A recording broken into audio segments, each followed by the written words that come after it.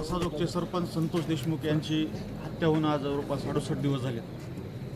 या 68 दिवसांमध्ये अजून बी ह्याच्या घटनेमधला जो आरोपी आहे कृष्ण आंधळे तो अटक झालेला नाही किंवा घटना घडल्यापासून गावकऱ्यामार्फत ज्या काही प्रशासनाला मागण्या केल्या होत्या त्याच्यामधल्या काही मागण्या अद्यापपर्यंत पूर्ण झालेल्या नाहीत। मग त्या मागण्या का पूर्ण होत नाहीत, कृष्ण आंधळे का अटक होत नाही आणि या प्रकरणामध्ये गावकऱ्यामार्फत पुढली दिशा काय असायला पाहिजे किंवा न्यूजपेपरमध्ये किंवा सुरेश अण्णा धनंजय मुंडेंना भेटले, पुन्हा क्षीरसागर आमदार हे अजितदादांना भेटले, या गोष्टीसुद्धा जनतेच्या मनामध्ये एक संभ्रम होता की गावकऱ्याची ह्याबद्दल काय भूमिका आहे। ती भूमिका स्पष्ट करण्यासाठी आम्ही आज सर्व गावकऱ्यांनी बैठक घेतली आणि आमची जी पुढली दिशा आहे या प्रकरणामधली ती आम्ही आज ठरवली। याच्यामधली आमच्या प्रशासनाला प्रमुख मागण्या अशा आहेत ज्या पहिल्यापासून आमची होती। पहिली मागणी की या प्रकरणाचे ज्या कर्मचाऱ्यामध्ये हे प्रकरण घडलं ते त्या केज पोलीस स्टेशनचे PI महाजन साहेब असतील किंवा तिथले PSI राजेश पाटील असतील, यांना आम्ही पहिल्या दिवशीपासून त्यांना बडतर्फ करून यांना सहआरोपी करा म्हणत होतो, ते अद्याप झालं नाही। या प्रकरणामध्ये सरकारी वकील म्हणून उज्ज्वल निकम साहेबांची नेमणूक करा म्हणत होतो, ती अद्यापपर्यंत झाली नाही। सदरील प्रकरण हे फास्ट ट्रॅक कोर्टात चालवा आम्ही म्हणलो होतो, ती आज अद्यापपर्यंत झालं नाही। किंवा अजून दुसऱ्या ज्या मागण्या किंवा या प्रकरणामध्ये बरेच असे लोक आहेत की ज्यांनी प्रत्यक्ष अप्रत्यक्षरित्या आरोपींना सहकार्य केलं, त्या लोकांचे CDR तपासले गेलेत पण ते लोक अजून बी यात आरोपी झाले नाहीत। मग हे लोक का आरोपी होत नाहीत, ही एक आमची या ठिकाणी मागणी। वाशी पोलीस स्टेशनचे PI जे आहेत ज्यांनी त्या दिवशी आरोपींना पळून लावण्यासाठी मदत केली त्यांचे CDR तपासण्यात आले, त्यांना चौकशीला बोलले, मग ते अद्यापपर्यंत आरोपी का झालेले नाहीत। नंतर बाकीच्या ह्या ज्या मागण्या येतात या मागण्या आम्ही उद्या प्रशासनाला आमच्या गावकऱ्यांतर्फे सादर करणार आहेत आणि यानंतर आम्ही 25 तारखेपर्यंत प्रशासनाला वेळ दिला आहे। 25 तारखेपर्यंत प्रशासनानं जर यावर ठोस भूमिका नाही घेतली तर 25 तारखेला आम्ही सर्व गावकरी याच ठिकाणी अन्नत्याग आंदोलन करणार आहेत। सध्या तर जे गावकरी आणि जे गावकरी भूमिका घेत आहेत तुम्ही बघितलं आता की मी हॉस्पिटलला होतो तोपर्यंत गावकरी आणि तुम्ही संवाद साधत होतात।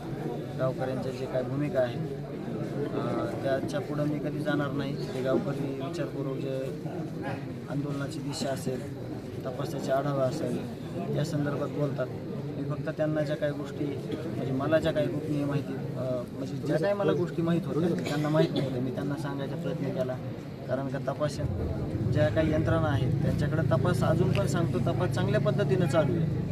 आपलं अडकलंय कुठं गावाचं आणि कुटुंबियाचं, कुटुंबीय म्हणजेच गाव आहे, गाव म्हणजेच कुटुंबीय आहे। जे पहिले 8 दिवसामध्ये जे प्रॉपर घडायला पाहिजे होतं आणि जे पुढं CIDला SITला ज्या काही तपास यंत्रणेमध्ये सोप्या गोष्टी केल्या असतील त्या कुठल्याही गोष्टी झाल्या नाही पाहिजे, अशा सगळ्या गोष्टी मी प्रामुख्यानं सगळ्या पॉईंट नोट करून घेतलेल्या आहेत। पण आमचा उद्देश राजकीय कुठलाच नाही, आम्हाला फक्त न्याय पाहिजे।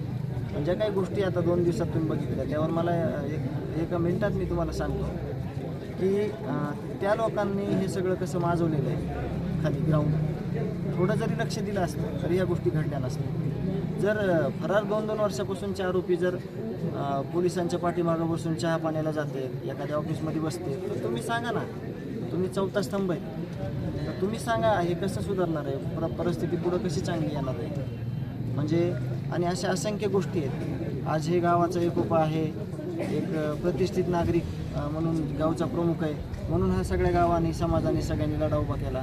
आदरणीय मनोज दादा आले तिथं बसले, FIR करून घेतला म्हणून आपण कुठं आज 70 दिवस झाले तरी ह्या भूमिकेत आहे। नाही तर परिस्थिती अशी आहे, सगळे खोटे गुन्हे जी लोक यांच्या हे जे आरोपी आहेत हेच आरोपी भांडण करायचे, अपहरण करायचे, खंडाने मागायचे आणि जे कोणी अडसर येईल त्याला अपहरण करून मारायचे, हाफ मर्डर करायचे, त्याची केस देखील कुठं झालेली नाही। अशा भरपूर गोष्टी घडलेल्या आहेत। तर या बैठकीच्या माध्यमातून जे गावकऱ्यांना आपल्याला समोर सांगितलं की दिशा काय काय असतील, तर मी प्रामुख्यानं सगळ्या गावकऱ्यांना एकच उपदेश केला, हे सगळं करताना कुठंही जी कायदा सुव्यवस्था आहे त्याला कुठं हात नाही लागला पाहिजे, त्यांना आपण सहकार्य केलं पाहिजे आणि याच्यातनं चुकीचा मेसेज कुठला गेला नाही पाहिजे आणि आपला जो फोकस आहे तो न्याय हा कुठंही हटला नाही पाहिजे। आरोपीला फाशी झाली पाहिजे आणि आरोपीला फाशी झाल्याशिवाय आज गावकऱ्यांनी सांगितलं की कुणीही थोडंही मागं सरकणार नाही आणि ती भूमिका आमची कायम राहणार आहे।